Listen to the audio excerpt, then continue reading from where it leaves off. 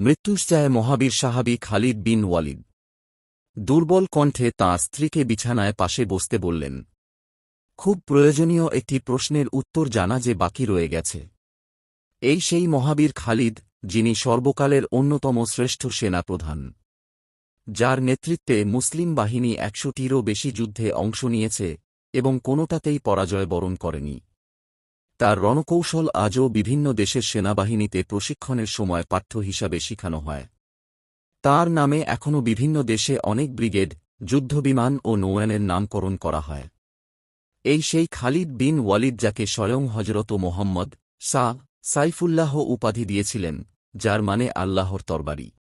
এই সেই খালিদ যিনি মুসলিম বাহিনীর সেনাপ্রধান হিসেবে তুখোড় বিজয়ী আর ক্যারিয়ারে তুঙ্গে থাকা অবস্থায় তৎকালীন খলিফা উমর ইবনুল খাত্তাবের নির্দেশে বিনা বাক্য ব্যয়ে সেনাপ্রধানের পদ থেকে ইস্তফা দিয়ে সাধারণ সৈনিক হিসেবে লড়াই করা শুরু করেন। নেতার নেতৃত্ব মানতে হবে, এত ইসলামে ভীষণ জোর দিয়ে বলা। নেতার নির্দেশের প্রতি আনুগত্য একজন সত্যিকার বীরের মহত্ব।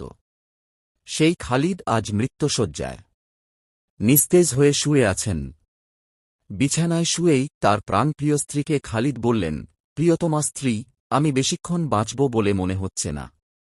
একটা আফসোস এই বিদায় বেলায় ভীষণ কষ্ট দিচ্ছে, তুমি কি এর উত্তর দিতে পারো? খালিদের স্ত্রী বিনয়ের সাথে জিজ্ঞাসা করলেন, কি প্রশ্ন আপনার মনে? আমাকে বলুন, দেখি আমি এর উত্তর দিতে পারি কি না।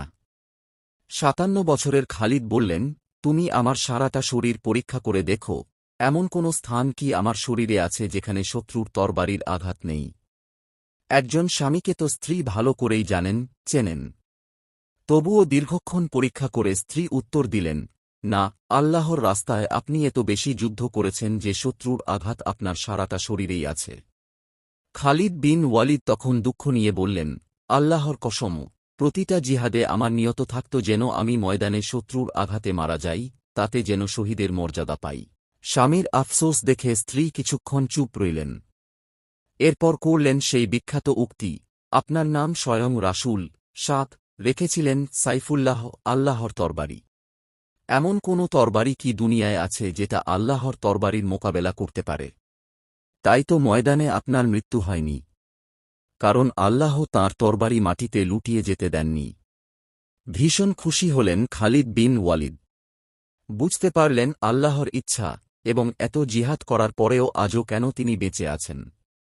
তার অন্তরে তখন একটা তৃপ্তির বাতাস বইতে শুরু করল।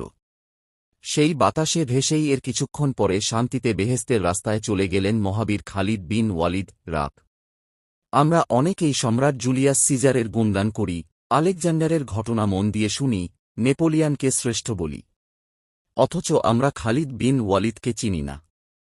জেনারেল খালিদ বিন ওয়ালিদের নেতৃত্বগুণ, বীরত্ব আর রণকৌশলের সামনে অন্য যে কোনো সেনানায়কই তুচ্ছ। আল্লাহ আমাদেরকে মহাবীর খালিদের মতো তার দিনের একজন সৈনিক হিসেবে কবুল করেন, আমিন।